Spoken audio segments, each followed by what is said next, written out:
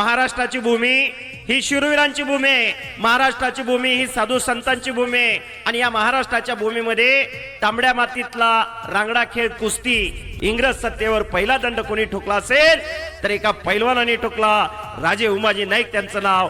असा दैदिप्यमान इतिहास या महाराष्ट्राच्या तांबड्या मातीतल्या रांगड्या खेळाचा, कुस्ती खेळाचा.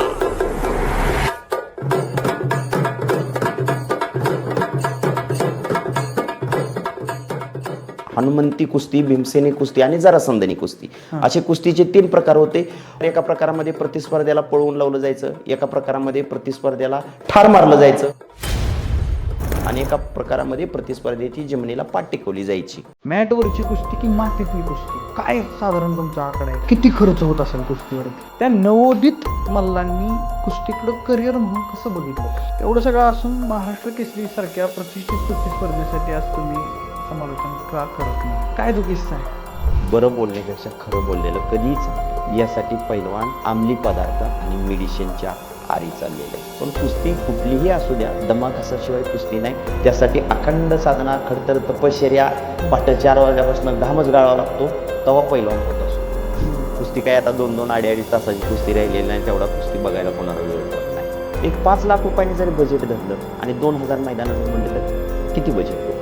लाल मातीत घाम गाळणारी महाराष्ट्राची आमची 4 सुपुत्र DYSP म्हणून कार्यरत आहे. हे कसब, हे कौतुक खऱ्या अर्थानं लाल मातीचं आहे आणि कुस्ती खेळाचं आहे. कुस्तीला आज महाराष्ट्र केसरीच्या जोडीतल्या पैलवानला 1 लाख रुपये, 1,20,000 रुपये, 90,000 रुपये ज्या त्या गावच्या बजेटनुसार एका बाजूला पैलवानला पैसे घेऊ शकतात. भारताची फायनी झाली, गामा पैलवान पाकिस्तानमध्ये राहायला गेले. गामा पैलवान हे जातीने मुस्लिम होते, पण धर्मनिरपेक्ष होते. गामा पैलवान कृष्णभक्त होते. गामा पैलवान कृष्ण बघतो हो. कुस्तीची कॉमेंट्री ही वस्तुस्थिती समोर काय चालू आहे हे योग्य टायमिंगला आठवावं लागतं. त्याच्याबद्दल काय बोलायचं, कसं बोलायचं वाटवावं लागतं. नंतर प्रेक्षकांकडे पाठवावं लागतं आणि काय अंगत आलं तर मिटवावं पण लागतं. बोलणारा 1 तास, तो ऐकणारे 8 असतात. शब्दशस्त्र आहे, तिथं आलेल्यापैकी कोण मुक्क नाही. सगळ्याला बोलता येतं, पण त्या बोलण्यात काय दम असावा लागतो, दर्द असावा लागतो, तेव्हा हे शक्य होत असतं. पैलवान म्हणून कुणाकडे बघावं आणि पैलवान कसा असावा आणि वस्ताद कसे असावेत याचं उत्तम उदाहरण म्हणजे हरिश्चंद्र बिराजदार मामा. मंडळी, माता आणि माती फक्त वेलांटीचा फरक आहे आणि याच मातीतल्या गोष्टी घेऊन आज आपण आजपासून आपल्या बहुप्रतीक्षित अशा गावभारी चॅनलला सुरुवात करतोय. आणि माता आणि माती याचं रिलेशन सांगण्याचं कारण असं आहे की ज्या काही मातीतल्या गोष्टी आहेत त्या आपण या चॅनलच्या माध्यमातून लोकांपर्यंत पोहोचवणार आहोत. आणि त्यासाठी त्या चॅनलची सुरुवात करण्यासाठी गेले 2 वर्षापासून मी एक माणूस विचार करून ठेवलेला होता की जेव्हा कधी मी ग्रामीण संस्कृतीवर चॅनल सुरू करेन तेव्हा त्या व्यक्तीला पहिल्यांदा मुलाखतीसाठी किंवा पॉडकास्टसाठी, गप्पा मारण्यासाठी पहिल्यांदा कोणाला बोलवेन तर त्या व्यक्तीला बोलवेन. आता त्याचं कारण काय आहे तर आपल्या चॅनलच्या माध्यमातून आपण ग्रामीण संस्कृतीमध्ये ज्या गोष्टी होतात, जसं की गावच्या यात्रा जत्रा असतील, कुस्ती मैदान असतील, बैलगाड्यांच्या शर्यती असतील, गावोगावी चालणाऱ्या परंपरा असतील, या सगळ्याची माहिती आजपर्यंत शहरातल्या लोकांपर्यंत कमी पोचलेली आहे. आणि आजकाल जर बघितलं तर गावाकडची लोक सुद्धा शहरात रोजगारासाठी जातात आणि पाश्चिमात्य संस्कृतीचा शिकार होतात. त्यामुळं ग्रामीण संस्कृती कुठेतरी जपली जावी, जोपासली जावी, वाढावी आणि त्यातही कुस्ती परंपरा वाढावी. कारण आजचं जे व्यक्तिमत्व आपल्याला भेटणार आहे ते आहेत महाराष्ट्रातले एक सुप्रसिद्ध कुस्ती निवेदक. आणि कुस्ती म्हटलं की कॉमेंट्री हा विषय कधी फार फार नव्हता, पण गेल्या काही काळापासून गेल्या 30 वर्षाचा 40 वर्षाचा इतिहास जर बघितला तर कुस्ती कॉमेंट्रीला एक चांगले दिवस आलेले आहेत. आणि या कुस्ती कॉमेंट्रीच्या माध्यमातून आज महाराष्ट्रभर कुस्तीचा इतिहास, कुस्ती काय आहे आणि कुस्तीबद्दलचा प्रचार आणि प्रसार या कॉमेंट्रीच्या माध्यमातून होतोय. आणि त्याच कॉमेंट्रीचा कुस्ती मैदानातला एक पहाडी आवाज आपल्या सोबत आज आपल्या गावभारीच्या या चावडीवर आलेला आहे. अर्थातच आजच्या पॉडकास्टमध्ये स्वागत करूयात सुप्रसिद्ध कुस्ती निवेदक पैलवान युवराज केचे तात्या सर. धन्यवाद. सुरुवातीचाच प्रश्न मी सरांना विचारेन की सर, सगळ्यात पहिले तुमचा परिचय द्या. तुम्ही आज महाराष्ट्रावर फिरताय, महाराष्ट्रातल्या प्रत्येक जिल्ह्यात फिरताय, काय म्हणून प्रसिद्ध आहे आणि काय कशा माध्यमातून पोहोचताय? नमस्कार. मी कुस्ती निवेदक युवराज केचे. माझं गाव गार अकोले, तालुका माडा, जिल्हा सोलापूर. मी गेले 18 वर्ष या कुस्ती निवेदन क्षेत्रामध्ये आहे. आतापर्यंत माझी 2000 मैदानं पूर्ण झालेले आहेत, मैदान आणि स्पर्धा मिळून. 18 वर्षाच्या कालखंडामध्ये कुस्तीत बरंचसं काय शिकण्यासारखं मिळालं. कुस्ती कॉमेंट्री करण्याच्या अगोदर 5 वर्ष मी तालमीत पण होतो आणि तिथून पुढं अचानक युटर्न घेतला आणि आमचे गुरुवर्य शंकरांना पुजारी यांच्या माध्यमातून एक आपण काहीतरी आगळं वेगळं शिकलं पाहिजे, यासाठी मी या कुस्ती निवेदन क्षेत्रामध्ये आलो. बघता बघता कसे 18 वर्ष निघून गेले हे पण समजलं नाही. तर 18 वर्षाच्या कालखंडामध्ये बऱ्याचशाच कुस्तीच्या कथा आणि व्यथा डोळ्यासमोरून पाहिलेल्या आहेत. आणि त्याच कथानव्यथा आजच्या या पॉडकास्टमधून प्रेक्षकांना ऐकायला मिळणार आहेत. त्यामुळं कुठेही हा पॉडकास्ट सोडून जाऊ नका. खूप महत्त्वाचा आहे. महाराष्ट्राच्या कुस्ती क्षेत्रात क्रांती आणणारा पॉडकास्ट म्हटलं तरी वावगं ठरणार नाही. सगळ्यात पहिला प्रश्न, कुस्ती कॉमेंट्री ही संकल्पना आणि कुस्ती कॉमेंट्री, कुस्तीला कॉमेंट्री असावी, ही गोष्ट कशी आली कुस्तीमध्ये आणि कुस्तीपर्यंतचा, तेव्हापासूनचा कुस्ती कॉमेंट्रीचा आत्तापर्यंतचा प्रवास कसा राहिला? एक सर्वसाधारणपणे पाठीमागचा 30-35 वर्षाचा कालखंड जर बघितला तर ज्या ठिकाणी स्पर्धा आहे, ज्या ठिकाणी मैदान आहे, त्या ठिकाणी फक्त माईकवरून पैलवानांची नावं अनाउन्समेंट केली जात होते. मग पैलवानांची नावं अनाउन्समेंट केल्यानंतर तो पैलवान कुठला, कुठल्या गावचा, कुठल्या तालमीत सराव करतो, त्याचे वस्ताद कोण, ही सांगण्याची महाराष्ट्राला पहिल्यांदा सुरुवात केली. या महाराष्ट्राचे पहिले कुस्ती निवेदक म्हणले तर काय वावगं ठरणार नाही. त्यांचं नाव बापूसाहेब राडे, कोल्हापूरचे. अच्छा. बापूसाहेब राडे सरांनंतर पुढे शंकरांना पुजारी कोतळीकर, तालुका शिरूर, जिल्हा कोल्हापूर. शंकरांना पुजारी एक चांगले पैलवान होते. त्यांच्या कालखंडामध्ये कुस्तीपासून 20-25 वर्ष बाजूला गेलेले होते, पण एक त्यांना अध्यात्माची आवड होती फार मोठी आणि त्यांचं वाचन खूप असायचं. आणि त्यांच्या गावामधूनच त्यांनी माईक हातामध्ये घेतला आणि कुस्तीची सुरुवात केली. पण त्यांचं कोतळी गावाच्या शेजारी आसपास छोटी मोठी मैदानं ज्यावेळेस व्हायची त्यावेळेस त्या ठिकाणी मैदानाला जायचे. हा पैलवान ह्या गावचा, तो पैलवान त्या गावचा, त्या पैलवाने हा डाव केला, ह्या पैलवाने तो डाव केला. मग ते लोकांना भावत गेलं आणि ही जी पद्धत आहे कुस्ती कॉमेंट्रीची किंवा ही एक प्रथा थोडक्यात म्हणलं तर चालेल, ही ज्यावेळेस क्रिकेट रेडिओवर चालू व्हायचं, मग ते पुजाऱ्यांना क्रिकेटची कॉमेंट्री रेडिओवर ट्रान्झॅक्शनवर ऐकायचे. नो बॉल कशाला म्हणायचं, व्हाईट बॉल कशाला म्हणायचं, 6 कसा, 4 कसा. मग त्यांनी एवढंच जाणलं, जर हजारो वर्षांची परंपरा असलेला आपला कुस्ती खेळ, या कुस्ती खेळाला जर आपण कॉमेंट्रीची जोड दिली तर कुस्तीचा प्रचार प्रसार फार मोठा होईल, सर्वसामान्य लोकांना कुस्तीची आवड निर्माण होईल. आणि तिथून पुढच्या कालखंडामध्ये त्यांचा प्रवास चालू झाला. त्यांच्या जीवनामध्ये पहिलं सांगलीचं मैदान, सांगलीचे माजी आमदार आणि बिजली मल्ल संभाजीप्पा पवार यांनी मैदान घेतलं होतं आणि त्या मैदानामध्ये त्यांना बोलवून पहिल्यांदा त्या ठिकाणी निवेदन करण्याची संधी दिली. पहिलं मैदान आणि तिथून पुढं त्यांच्या जीवनाचा प्रवास झाला. 13 डिसेंबर 2023 वारणा मुक्कामी फार मोठं महाराष्ट्रातलं एक ऐतिहासिक मैदान होतं आणि त्या ठिकाणी त्यांनी जाहीर निवृत्ती वयाच्या मानानुसार स्वीकारली. अच्छा, म्हणजे हे कोणाला माहित नाही खरं तर, की शंकरांनांचं पहिलं मैदान हे बिजली मल्ल आमदार संभाजी पवार यांनी जे मैदान घेतलेलं होतं त्या मैदानात त्यांनी पहिली कॉमेंट्री केली, त्यानंतर वारण्यात थेट. आता कुस्ती कॉमेंट्री झाली, हा तर विषय आपला आहेच, पण कुस्ती, आता आपण कुस्तीकडे या, कारण कुस्ती कॉमेंट्री करता म्हणजे तुम्ही कुस्तीचा इतिहासही लोकांपर्यंत आणता, बरोबर?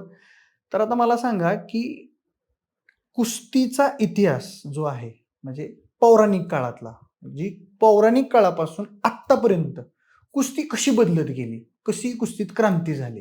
जर जुना काळ बघितला तर जुन्या काळामध्ये कुस्तीचे 3 प्रकार होते. हनुमंती कुस्ती, भीमसेनी कुस्ती आणि जरासंधानी कुस्ती, असे कुस्तीचे 3 प्रकार होते. पण परिवर्तन घडत गेलं. कुस्तीतले बाकीचे प्रकार, एका प्रकारामध्ये प्रतिस्पर्ध्याला पळवून लावलं जायचं, एका प्रकारामध्ये प्रतिस्पर्ध्याला ठार मारलं जायचं आणि एका प्रकारामध्ये प्रतिस्पर्ध्याची जमिनीला पाठ टेकवली जायची. कालांतराने तो एकच प्रकार राहिला, प्रतिस्पर्ध्याची जमिनीला पाठ टेकवणे. तिथून पुढे काही कालांतरानुसार बदल घडत आले. मग ग्रीको रोमन कुस्ती आली, फ्रीस्टाईल कुस्ती आली, मातीतली कुस्ती आली, मॅटवरची कुस्ती आली, जुदो कुस्ती आली, तायकोंदो कुस्ती आली. कुस्तीत बदल झाले, पण कुस्ती कुठलीही असू द्या, दमाखासाशिवाय कुस्ती नाही. त्यासाठी अखंड साधना, खडतर तपश्चर्या, पहाटे 4 वाजल्यापासून घामच गाळावा लागतो, तेव्हा पैलवान होत असतो.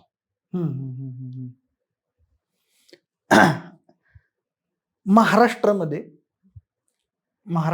महाराष्ट्र केसरीच्या अगोदर काय कुस्तीचा इतिहास राहिलाय तेव्हा, म्हणजे शिवप्रभूंच्या काळामध्ये असेल किंवा ब्रिटिशकालीन काळामध्ये, तेव्हा पैलवानांकडे क्रांतिकारी म्हणून लोक बघायची. तर तेव्हाची काय उदाहरणं आहेत अशी? जर जुना काळ बघितला तर जुन्या काळामध्ये राजाश्रय होता आणि खऱ्या अर्थानं कुस्तीला राजाश्रय मिळाला. मोठी संस्थानिक पैलवानांना दत्तक घेतलं जायचं जुन्या काळामध्ये आणि त्या संस्थानिकांच्या नावावर तो पैलवान कुस्ती खेळायचा.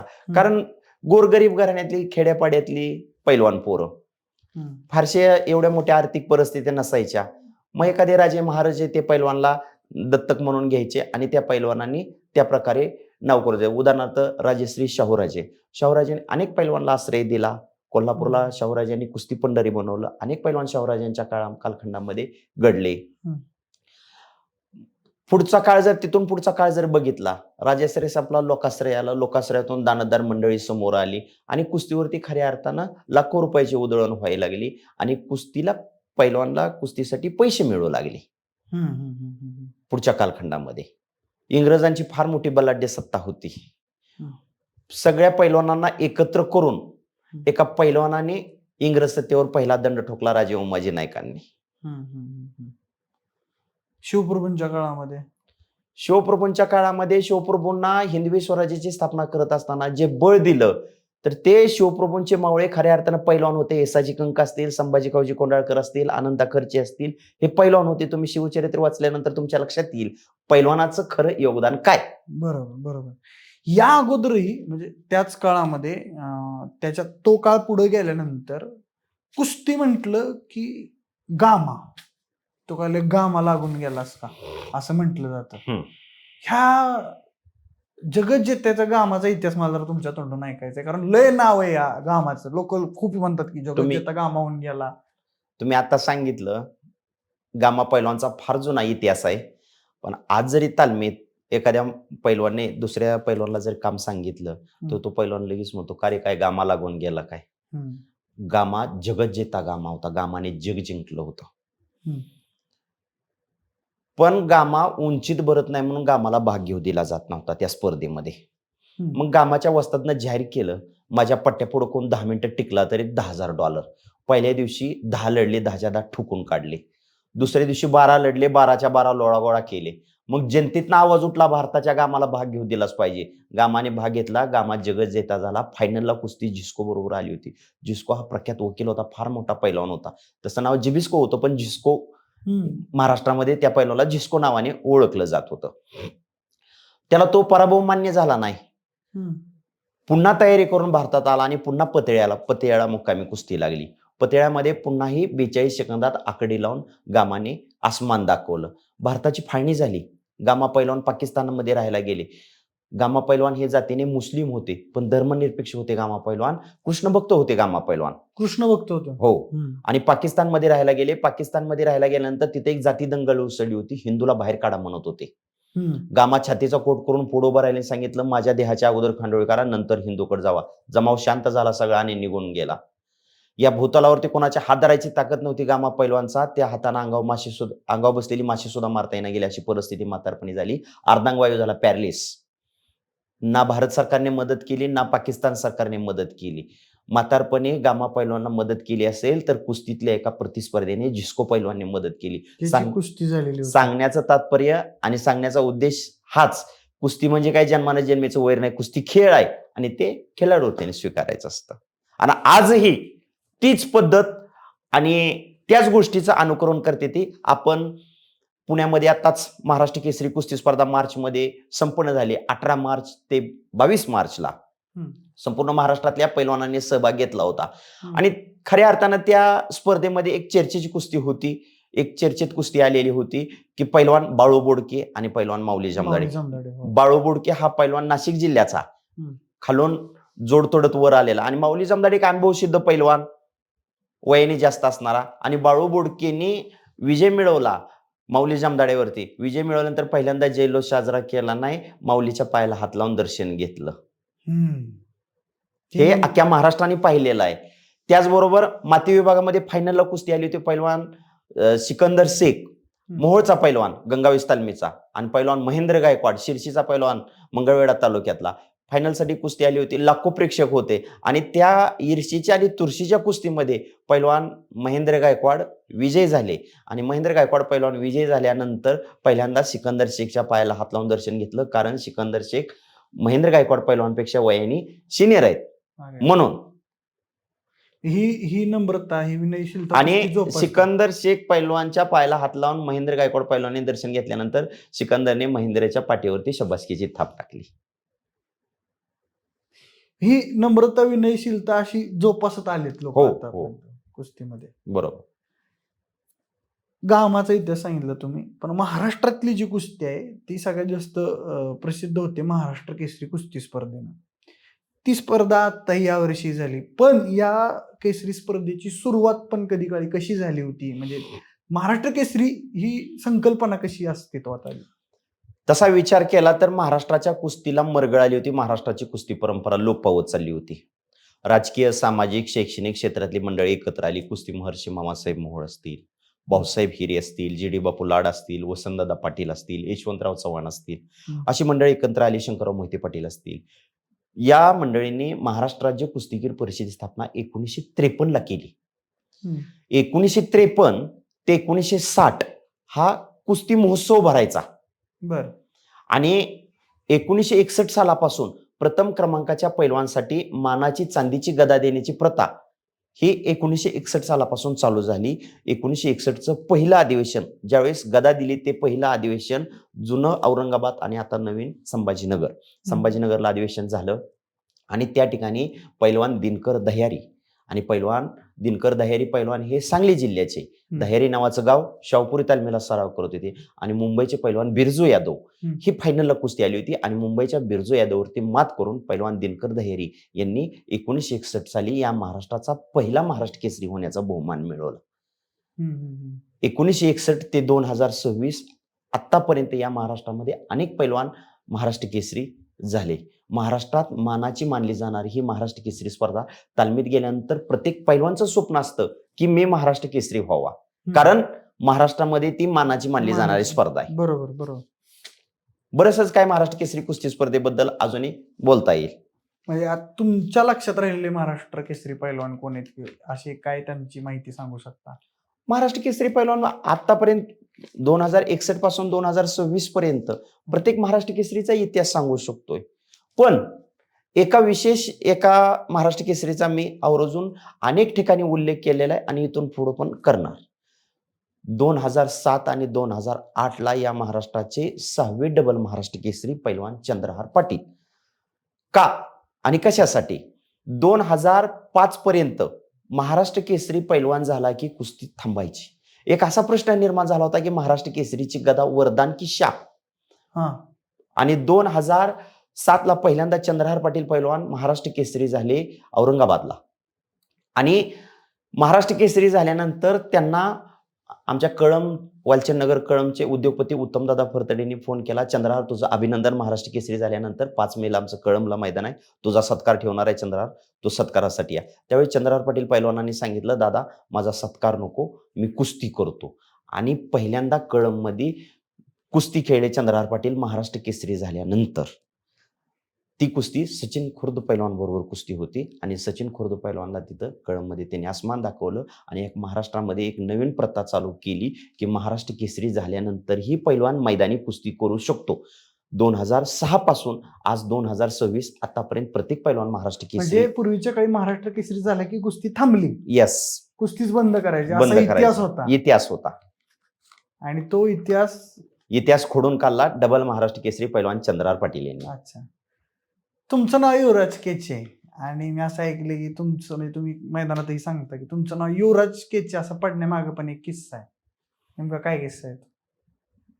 आमचे चुलते प्रल्हाद काका केचे हे कोल्हापूरला शाहपुरी तालमीमध्ये होते. हम्म, हम्म, आणि युवराज पाटील या महाराष्ट्र केसरी आतापर्यंत जेवढे महाराष्ट्र केसरी झालेले आहेत तेवढ्यात सगळ्यात कमी वयात महाराष्ट्र केसरीचे गदा घेणारे पैलवान युवराज पाटील. हम्म, आणि युवराज पाटलांचे फार मोठे चाहते होते आमचे चुलते. हम्म. आणि खासबाग मैदानमध्ये युवराज पाटलांची आणि महाबली सतपाल पैलवानची कुस्ती होती. हम्म. आणि त्याच मैदानमध्ये आमच्या चुलत्यांची प्रल्हाद काका केचे यांची कुस्ती 13 नंबरला कुस्ती होती.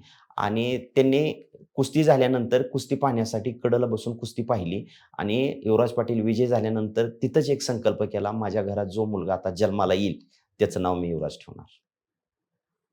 अच्छा, म्हणून तुमचं नाव युवराज पडलं. अरे वा. आता कुस्ती म्हटलं की कुस्तीची पंढरी म्हणून कोल्हापूरकडे बघितलं जातं. पण आता बरेच पैलवान हे पुण्यासारख्या शहरातल्या तालमींमधून, म्हणजे आता पुण्यात आंतरराष्ट्रीय कुस्ती संकुलन असेल किंवा सह्याद्री कुस्ती संकुलन असेल, शिवरामदादा तालीम असेल, अनेक तालमी पुण्यात तयार व्हायला लागल्यात आणि अनेक पैलवान हे पुण्यातूनही महाराष्ट्र केसरी होत आहेत. मग आता खऱ्या अर्थानं अनेकांना जे नवोदित मल्ल तयार करतायत, ज्यांना असं वाटतं की आपल्या मुलानं आपल्या पुतण्यानं पैलवान व्हावं, त्यांनी कोल्हापूरला जावं की पुण्याला जावं असा एक मोठा पेच अनेकांच्या समोर उभा राहिलाय. मग कुस्तीसाठी चांगलं शहर कुठलं, कोल्हापूर की पुणे? तसा विचार केला तर राजश्री शाहूराजांनी कोल्हापूरला कुस्ती पंढरी बनवलं. जगात आदित्य असं राजश्री शाहूराजांनी शाहू खासबाग मैदान बांधलं. कोल्हापूरच्या मातीमध्ये अनेक रती महारथी पैलवान घडले. पण अलीकडचा कालखंड जर बघितला तर कुस्तीचा सगळा कोल पुण्याकडे वळालेला आहे. पुणे हे विद्येचं माहेरघर म्हणून महाराष्ट्राला परिचित. पुणे तिथे काय उणे. आणि खऱ्या अर्थानं दानत पुणेवाल्यांकडंच, दानशूर माणसं पुण्यामध्येच. कुस्तीवर खऱ्या अर्थानं लाखो रुपयाची उधळण या पुण्यामध्ये होते. पुण्यामध्ये कुस्तीचा सीझन फेब्रुवारी महिन्यापासून चालू होतो अक्षय तृतीयापर्यंत, मे महिन्यापर्यंत सर्वसाधारणपणे. एक 15 मे 20 मे पर्यंत मैदान असतो. या पुणे शहरामध्ये, पुणे जिल्ह्यामध्ये म्हणलं तर चालेल, कमीत कमी 400 ते 500 मैदान होतात या पुण्यामध्ये. आणि आज जर तशी परिस्थिती बघितली तर पैलवानाचा खुराकाचा खर्च खूप वाढलेला आहे आर्थिक महागाईमुळं. आज जर तुम्ही साधं बदाम बी जर घ्यायला गेलं तर 1000 रुपये किलो, मसाल्यासहित 1000 ते 1200 रुपये किलो जाते. गावरान तूप जर घ्यायला गेलं तुम्ही तर 800-900 रुपये किलो गावरान तूप आहे आजच्या कालखंडामध्ये. सगळा महागडा खुराक आहे. साधं रनिंगचं शूज घ्यायला गेलं तर 2500-3000 रुपये जातात शूजला. आणि पैलवानचं आर्थिक उत्पन्नाचं साधन म्हणलं तर मैदानी कुस्ती, यात्रे जत्रेची. आणि यात्रे जत्रेच्या कुस्तीमध्ये जास्त पैसे म्हणलं तर पुणे भागातच असतात. त्यामुळे कुस्तीचा सगळा कोल अलीकडच्या कालखंडामध्ये पुण्याकडे वाढलेला आहे. अच्छा, आता सगळ्यात महत्वाचा प्रश्न, महाराष्ट्रात मातीची कुस्ती केली जाते आणि मातीच्या कुस्तीचा प्रवास महाराष्ट्र केसरी, हिंद केसरी, त्याच्या पुढं नाही. भारताला, महाराष्ट्राला कुस्तीची चांगली परंपरा आहे, नो डाऊट. पण जर ऑलिम्पिकमध्ये त्याचं रिफ्लेक्शन बघितलं तर इतर देशांचं प्राबल्य जास्त आहे. इराण असेल किंवा जपान असेल, चीन असेल, या देशाचे पैलवान, कोरिया असेल, या देशांचे पैलवान तिथं पदकं घेत आहेत. मग इतका चांगला मोठा इतिहास असताना, इतकी चांगली परंपरा असताना सुद्धा तिकडं ऑलिम्पिकला माती विभागामध्ये, मॅट विभागामध्ये पोरांना आपल्या पदकं का घेता येत नाहीत? मॅटवरची कुस्ती की मातीतली कुस्ती, काय पोरांनी खेळलं पाहिजे आणि कशा पद्धतीनं दोन्हीचा बॅलन्स साधला पाहिजे? कारण तुम्ही म्हणला ती गोष्ट पण बरोबरच आहे की पोरांना खर्च जर भागवायचा असेल तर त्यांना यात्रा जत्रेतल्या कुस्तीला पर्याय नाही. पण पुन्हा तोच प्रश्न की मॅट की माती? तांबड्या मातीतला रांगडा खेळ म्हणून कुस्तीकडे पाहिलं जातं. मातीतली कुस्ती आपली परंपरा आहे, आपली संस्कृती आहे. पण आज आंतरराष्ट्रीय क्षेत्रामध्ये जर चमकायचं असेल तर मॅटला पर्याय नाही. आंतरराष्ट्रीय क्षेत्रामध्ये मातीतली कुस्ती चालत नाही, मॅटवरचीच कुस्ती असते.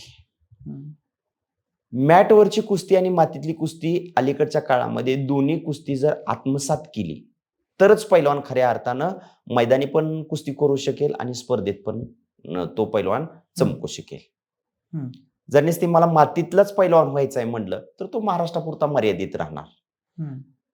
आणि मॅटवरचाच पैलवान जर व्हायचं म्हणलं तर मग त्याला गाव जत्रेच्या, यात्रेच्या त्या कुस्त्या, मातीतल्या कुस्त्या काही जमणार नाहीत. कारण का तर लांग धरली की मॅटवर कितीही कुस्ती करणारा चांगला प्लेअर असला की लांग पकडली की त्याला कुस्ती नाही करता येत, त्याला डाव मारता येत नाहीत. बरोबर.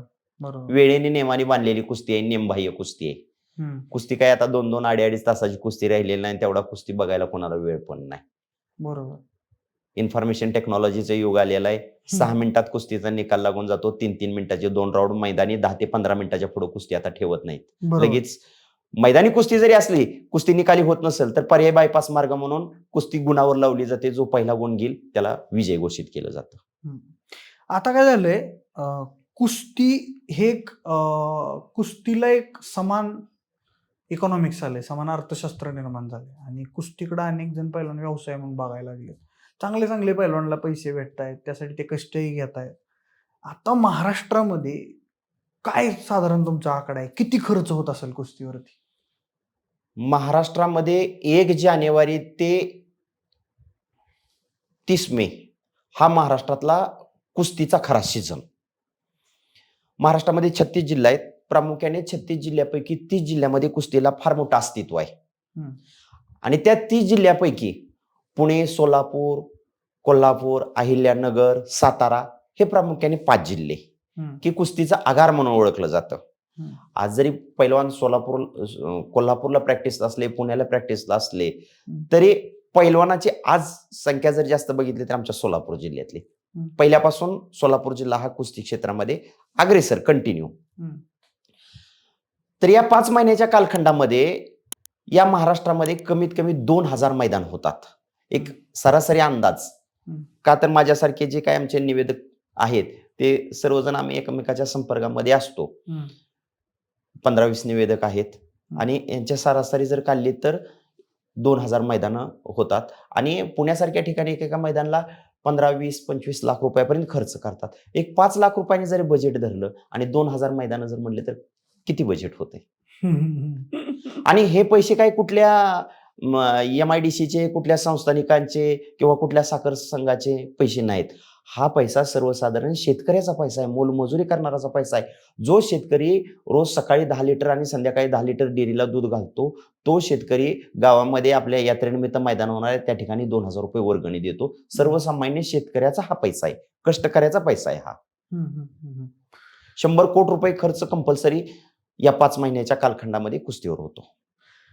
आजकाल काय झालंय, महाराष्ट्र केसरी ज्या स्पर्धा होतात त्या खूप प्रतिष्ठित व्हायला लागल्यात. म्हणजे थार गाडी म्हणू नका, फॉर्च्युनर गाडी म्हणू नका, सरकारही आता सरकारी नोकरी द्यायला लागले महाराष्ट्र केसरी पैलवानला.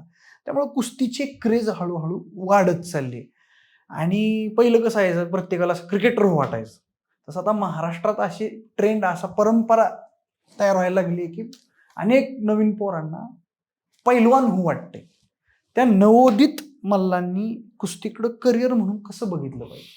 आतापर्यंत बघितलं तर घरात पैलवान सांभाळणं घराण्याची एक प्रतिष्ठा, गावचं वैभव म्हणून पैलवानकीकडे पाहिलं जात होतं, घरात पैलवान सांभाळला जात होता. पण इथून पुढच्या कालखंडामध्ये आयुष्याचं भविष्य घडवायचं असेल तर कुस्तीकडे पाहिलं तर काय वावगं ठरणार नाही. आज ह्या महाराष्ट्राचे 4 सुपुत्र DYSP आहेत. पैलवान नरसिंग यादव, पैलवान राहुल आवारे, पैलवान सुनील साळुंके, पैलवान विजय चौधरी. 10-10, 12-12 तास अभ्यास करणारा विद्यार्थी DYSPचं स्वप्न पाहू शकत नाही. पण लाल मातीत घाम गाळणारे महाराष्ट्राचे आमचे 4 सुपुत्र DYSP म्हणून कार्यरत आहेत. हे कसब, हे कौतुक खऱ्या अर्थानं लाल मातीचं आहे आणि कुस्ती खेळाचा आहे. एक चांगला पैलवान झाला, जरी त्याच्या नशिबाने त्याला नाही कुठं नोकरी मिळाली, एक 10 वर्ष पैलवानकी त्यांनी टिकवली आणि जर प्रामाणिकपणाने कष्ट केलं, पैलवान होणं सोपं आहे पण पैलवानकी टिकवणं फार अवघड झालेलं आहे आजच्या काळामध्ये. आणि 10 वर्ष जर पैलवानकी टिकवली तर तो त्याच्या आयुष्याचा पगाराने पण निश्चितपणाने काढू शकतो. काय तरी असं वाटते तुम्हाला की आता कुस्ती क्षेत्रात जे चांगल्या जोडीत खेळणारे पैलवान आहेत ते त्यांच्या ऐनउमेदीच्या काळात भविष्याचा पैसा साठवून ठेवू शकतात? एवढा आता पैसे कुस्तीला लोक देतात का? कुस्तीला आज महाराष्ट्र केसरीच्या जोडीतल्या पैलवानला 1 लाख रुपये, 1,20,000 रुपये, 90,000 रुपये ज्या त्या गावच्या बजेटनुसार एका बाजूला पैलवानला पैसे देऊ शकतात आणि देते ती या आजच्या कालखंडामध्ये. जर पैलवानी व्यवस्थित पद्धतीने पैसा जपला तर 100% पुढं पैलवानकीतनं निवृत्ती स्वीकारल्यानंतर काहीतरी एखादा छोटा मोठा व्यवसाय टाकून त्याचं उर्वरित आयुष्य, त्याची मुलं बाळ, त्याचं पूर्ण करिअर त्या पैशाच्या ह्याच्यावर करू शकतो, पैसा जर जपला तर. आणि नाही पैसा जपला तर मग काय नाही.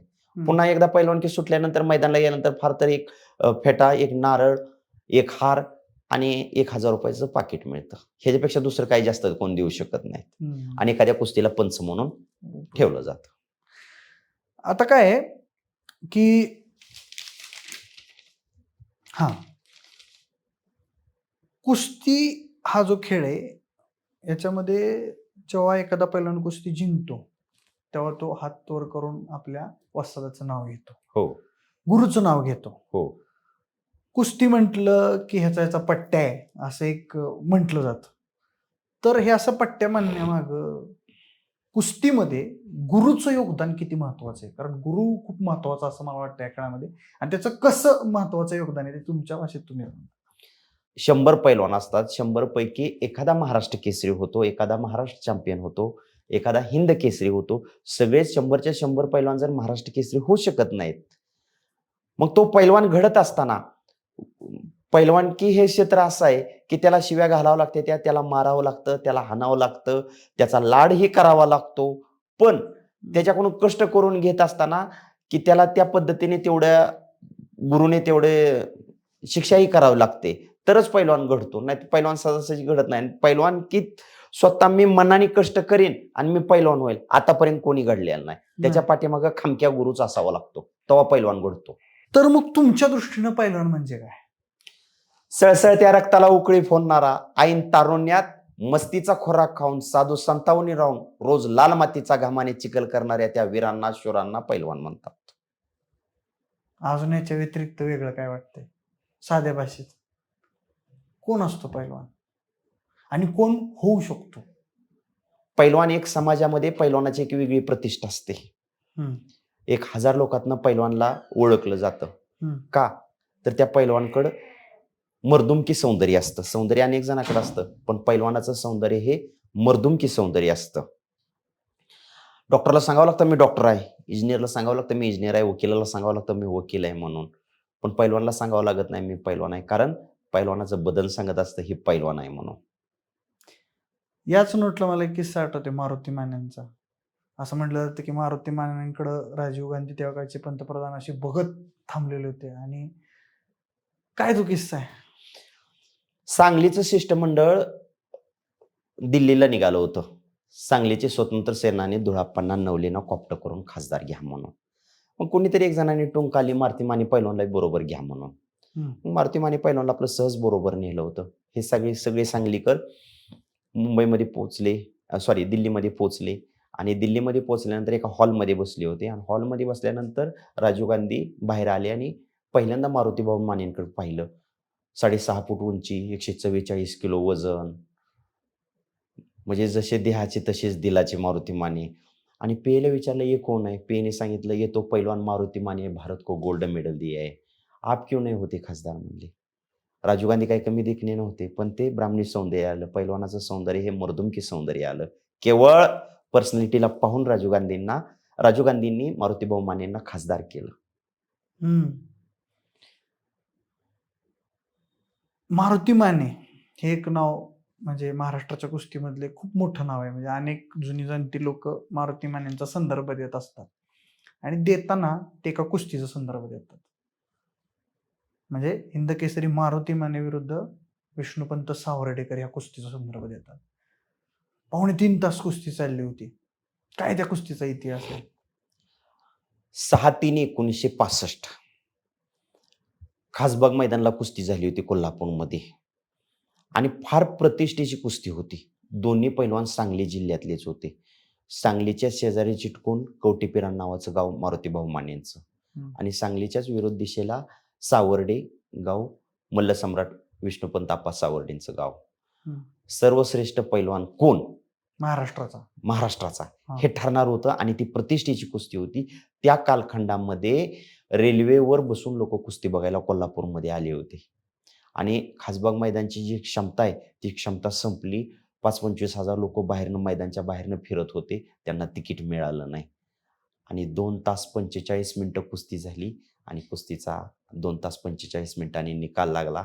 आणि निकाल लागल्यानंतर विजय पैलवानाच्या हाताला धरून एक कळशीभर पाणी आणलं, त्या पैलवानाचं तोंड धुतलं आणि मग डिक्लेअर केलं कोण विजय झाला. एवढा घाम निघाला होता, एवढा चिखल लागला होता की कळलंच नाही नक्की कोण जिंकलं. प्रेक्षकांना सुद्धा ओळखू येत नव्हतं मारुती माने कोण आणि विष्णुपंत सावर्डे कोण. सगळ्यात महत्वाचा प्रश्न आहे हा.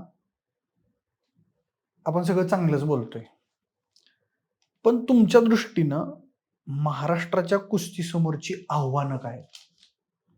कोणत्या गोष्टींशी कुस्ती झगडते, हे नाही कुस्तीत झालं पाहिजे असं वाटतं? सगळ्यात मोठं आव्हान या महाराष्ट्राच्या कुस्ती समोर मेडिसिनचं आव्हान. Medicine, injection. हजारो वर्षांची परंपरा असलेला हा कुस्ती खेळ आहे. पैलवानांचा आणि कुस्तीगिरांचा आराध्य दैवत बजरंगबली हनुमान चिरंजीव आहेत, त्यांची कुस्ती चिरंजीवच राहणार. पण कष्ट करण्याची उमेद कमी झाली आणि कमी कालखंडामध्ये मी मोठा पैलवान कसा होईल यासाठी पैलवान अंमली पदार्थ आणि मेडिसिनच्या आरी चाललेले आहेत. बरं बोलण्यापेक्षा खरं बोललेलं कधीही चांगलं. आज आपल्या तुमच्या सोशल मीडियाच्या माध्यमातून नवोदित पैलवानांसाठी मी एवढीच विनंती करू शकतो की जेणेकरून पैलवान नाही झाला तर चालेल, पण पैलवानकी संपल्यानंतर फार मोठं आयुष्य आहे आपल्याला. तर मेडिसिनच्या कुठल्याही पैलवानने मेडिसिनच्या भानगडीत पडू नये, कारण ते क्षणिक आहे, ते टिकाऊ नाही. मेडिसिन उसनी ताकद घेऊन कुस्ती करणं हे जास्त वेळासाठी, जास्त टायमिंगसाठी नसते. पैलवान 1 वर्ष 2 वर्ष फुल फॉर्म मध्ये कुस्त्या करेल, पण तिथून पुढं आयुष्य निश्चितपणाने बरबाद होणार. नाव नका सांगू, पण असे कुस्ती संपले ज्यांनी मेडिसिनवर कुस्ती केली, त्यांच्या शरीरावर काय परिणाम झालेत असे काय तुमच्या माझ्या नाव सांगत नाही, माझ्यासमोर 100 उदाहरण आहे. ती काय काय होते त्यांच्यासोबत आता? आज महत्वाचा विषय म्हणजे एक टर्मिन नावाचं औषध आहे, टर्मिन नावाचं इंजेक्शन आहे. ते कोणी 2 मिलीने घेतंय, कोणी 3 मिलीने घेतंय. ते टर्मिन इंजेक्शन घेतल्यानंतर कुस्ती होती, नंतर रात्र झोप लागत नाही पैलवानला आणि पूर्ण ती एकदा जर शरीराला सवय लागली तर ती शरीराची सवय सुटत नाही त्या टर्मिनची आणि पूर्ण आयुष्य बरबाद होतं. या ती टर्मिन इंजेक्शन काढलंय कशासाठी? एखादी आपली माता भगिनी ज्यावेळेस तिची डिलिव्हरी होणार असते आणि तिचं शरीर फास्ट चालावं, त्या कालखंडामध्ये अर्धा ml इंजेक्शन देण्यासाठी ते इंजेक्शन काढलेलं आहे. ते इंजेक्शन आता कुस्तीला वापरतायत. खरंच त्यानं ताकद येते एवढी? हो, उत्तेजक म्हणतात त्याला. उत्तेजक.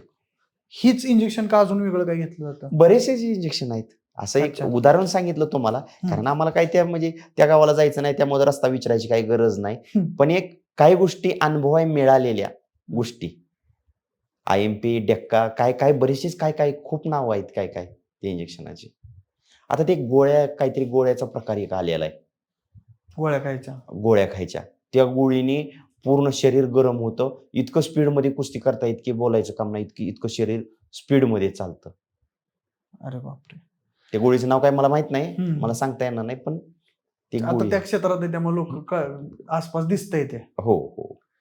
अच्छा, आता मला एक सांगा, तुम्ही महाराष्ट्रात 2000 मैदानं केलेली आहेत आणि आता शंकरांना तर थांबलेले आहेत कॉमेंट्री करायचे वयामानानुसार.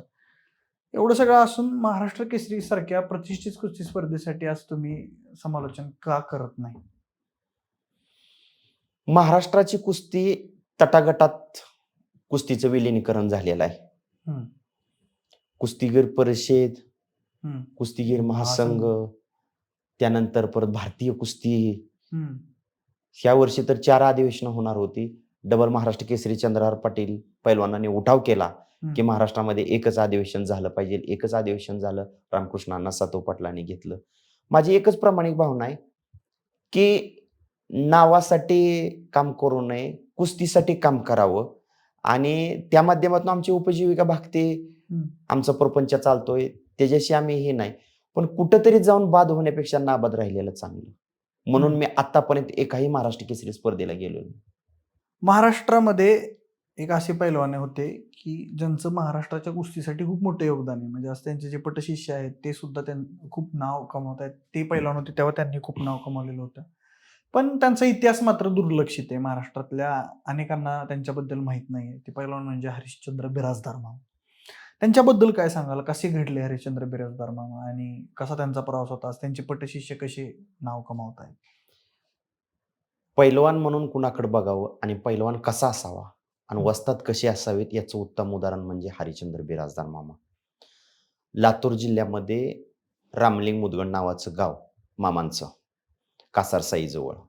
इयत्ता 9वी-10वीच्या वयात असताना कोल्हापूरच्या गंगावेस तालमीमध्ये हरिश्चंद्र बिराजदार मामा रुजू झाले. 15-16 वर्षाचं वय असेल सर्वसाधारणपणे. या महाराष्ट्राचा पहिला डबल महाराष्ट्र केसरी गणपत खेडकरांना त्यांना वस्ताद होते. स्वतःच्या पैलवानकीचं करिअर चालू झालं. एक शाकाहारी पैलवान हरिश्चंद्र बिराजदार मामा. उत्तरोत्तर प्रगती वाढत गेली. 29 नोव्हेंबर 1969ला हरिश्चंद्र बिराजदार मामाने लातूर मुक्कामी महाराष्ट्र केसरी होण्याचा बहुमान मिळवला. पुढं हरिश्चंद्र बिराजदार मामा बनारसला रुस्तुम हिंद झाले नेत्रपालला मारून. या महाराष्ट्राचा पहिला राष्ट्रकुल विजेता होण्याचा 1971 साली हरिश्चंद्र बिराजदार मामाने बहुमान मिळवला. जे इंग्रज सरकारच्या आधिपत्याखाली जी राष्ट्र होती त्यांची आजही कुस्ती स्पर्धा होते. 71 देशात नंबर काढला आणि भारताचा तिरंगा झेंडा उंचावते नेला. राष्ट्रगीत गायलं गेलं. असे हरिश्चंद्र बिराजदार मामा. आणि अशाच परिस्थितीमध्ये एक दिल्लीचा पैलवान महाराष्ट्रामध्ये आला होता, महाबली सतपाल नावाचा. कुणाची जोड आहे कळना, कुणाला 5 मिनिटाच्या पुढे सोडवणार. महाराष्ट्रातल्या अनेक दिग्गज पैलवानांबरोबर कुस्त्या झाल्या. अनेक पैलवानला आसमान दाखवलं महाबली सतपाल पैलवानांनी. आणि महाराष्ट्रामध्ये कोण सतपाल पैलवानबरोबर कुस्ती करते का नाही असा प्रश्न निर्माण झाला होता. आणि त्यावेळेस हरिश्चंद्र बिराजदार मामाने सलामी दिली आणि 11 जानेवारी 1977ला बेळगावला ती कुस्ती झाली.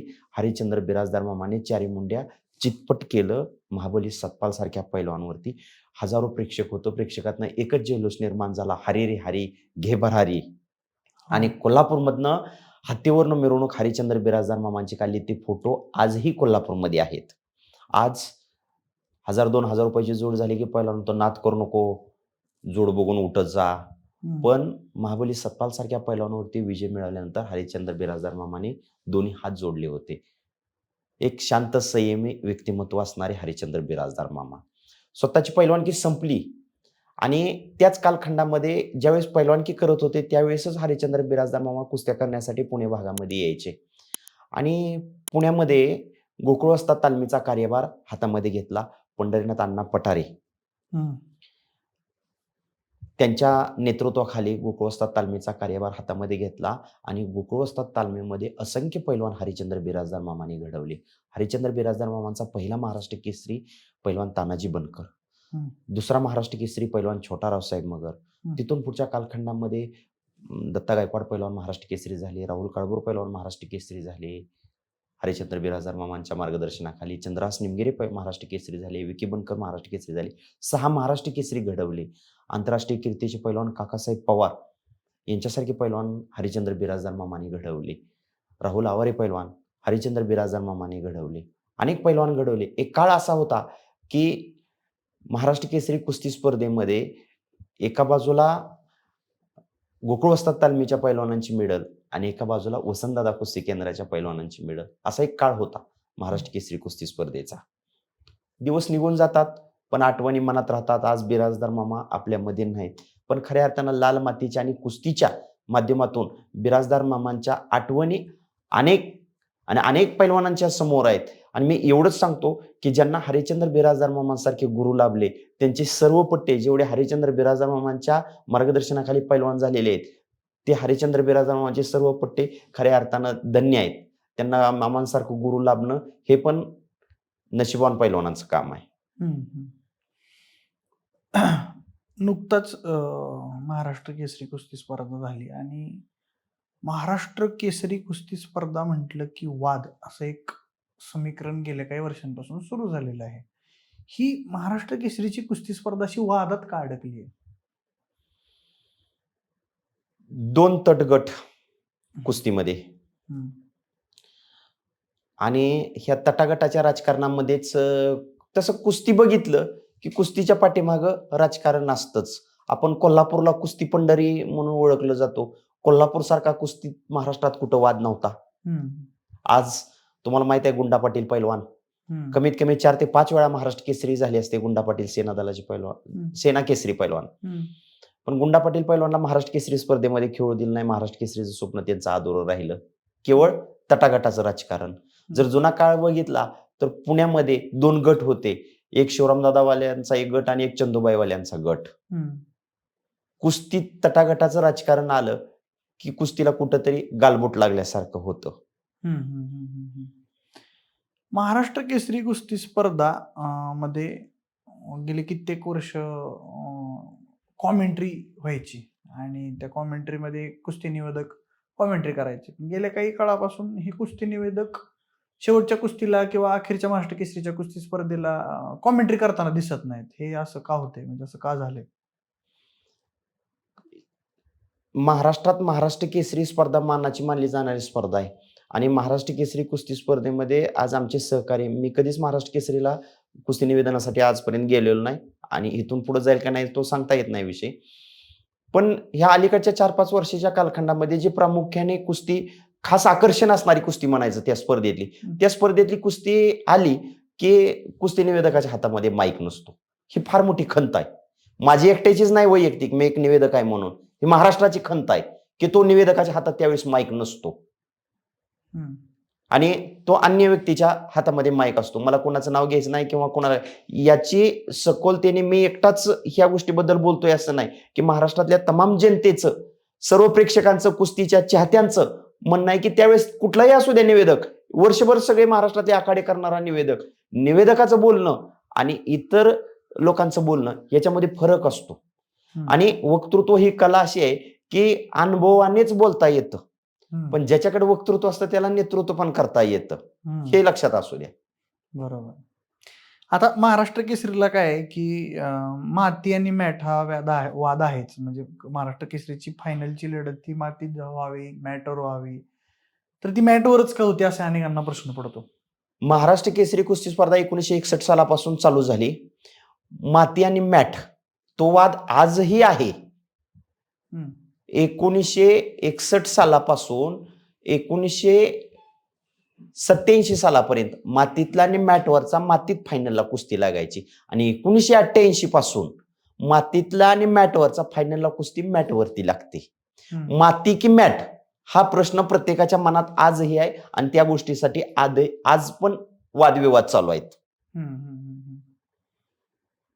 पण त्याच्याबद्दल अजूनही काही कुठल्या प्रकारे तोडगा निघलेला नाही. ओके, मग तुम्हाला काय वाटतं, मॅटवर असण्याचे फायदे आहेत की तोटे आहेत, काय वाटतं? मगाशीच मी तुम्हाला सांगितलं, आंतरराष्ट्रीय क्षेत्रामध्ये चमकायचं असेल तर मॅटला पर्याय नाही आणि आपली परंपरा आणि संस्कृती ही मातीतली कुस्ती आहे. जो मॅटवरती जेवढ्या पद्धतीने पैलवान कुस्ती करू शकतो तेवढा मातीत करू शकत नाही. मातीत एखादा पैलवान कुस्ती जेवढी जोरात करू शकतो, जेवढ्या मातीतल्या कुस्तीचं पैलवानकडे स्किल असतं तेवढं मॅटवर असू शकत नाही.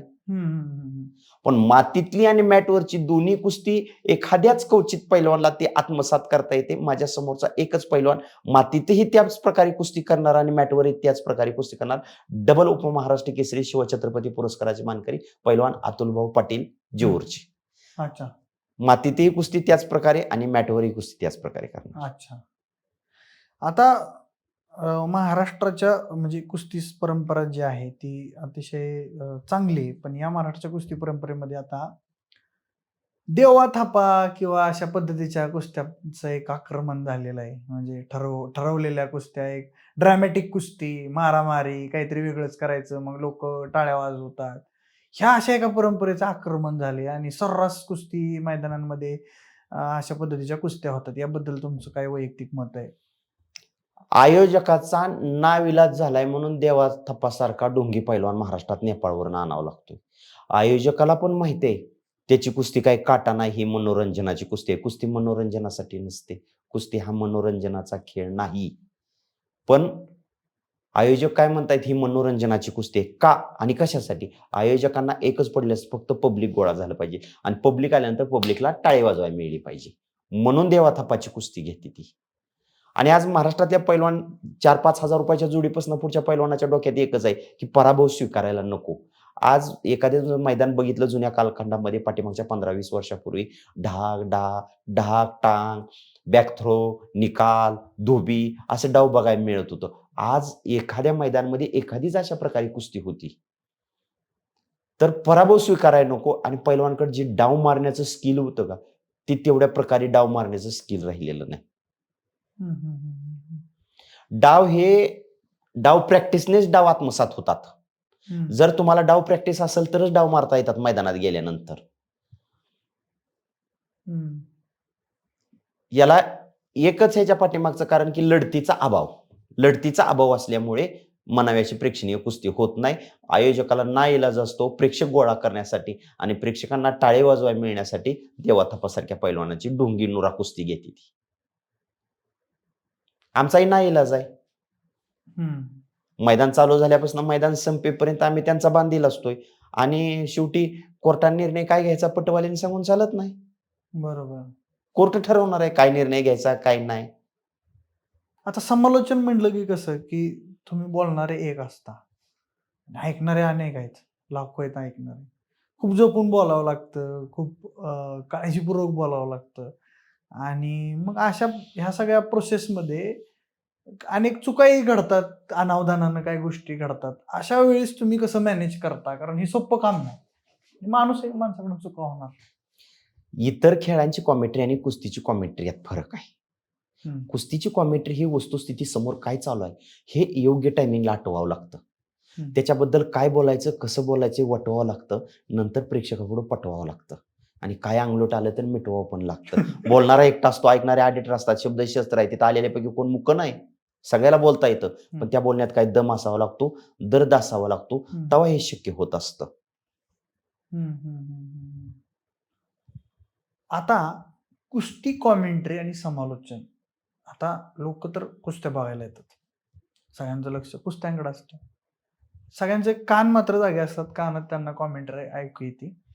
आतापर्यंतच्या प्रवासात सगळ्यात असं कौतुक झालेला भन्नाट किस्सा कुठला आहे की बाबा असं कौतुक झालं आणि मला तेव्हा सार्थकी वाटलं, यार मी कॉमेंट्री करतो, मी समालोचन करतो, हे सार्थकी झालं, अरे मी बास धन्य झालो, हे मी करतोय काम हे मला खूप छान वाटते, असं कधी वाटलं? असा कुठला प्रसंग आहे?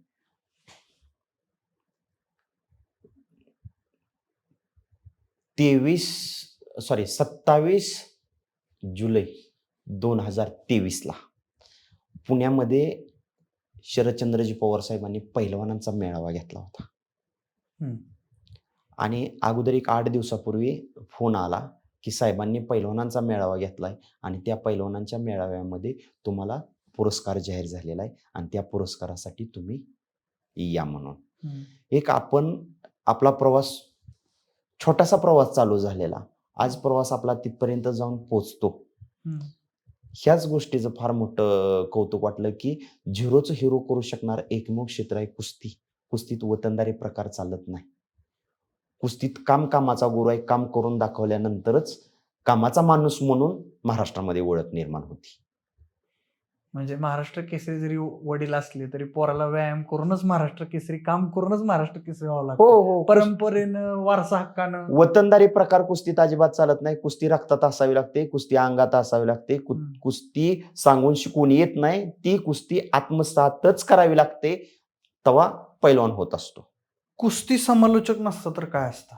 लेखक. लिखाणाची आवड आहे माझ्याकडे. वक्तृत्वापेक्षा मला लिखाणाची लय आवड होती. वाचनाची अजिबात नाही, लिखाणाची मला आवड जास्त. होय. आणि पैलवान होता जेव्हा कुस्ती समालोचन करायच्या अगोदर, पैलवान म्हणून काय आठवणी तुमच्या पैलवानकीच्या जीवनातल्या? पैलवानकीच्या जीवनात तसं जर विचार केला तर मला एक तालमीत लावलं होतं, एक लिंबू टिंबू पैलवान म्हणून. पैलवान दुसऱ्यालाच करायचं होतं, मला आपलं असं लावायचं म्हणून लावलं होतं तालमीत.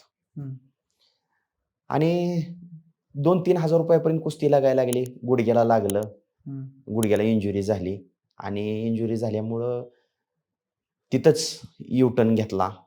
की पण एक जीवनात एक ठरवलं होतं की आपल्याला काहीतरी वेगळं करायचंय.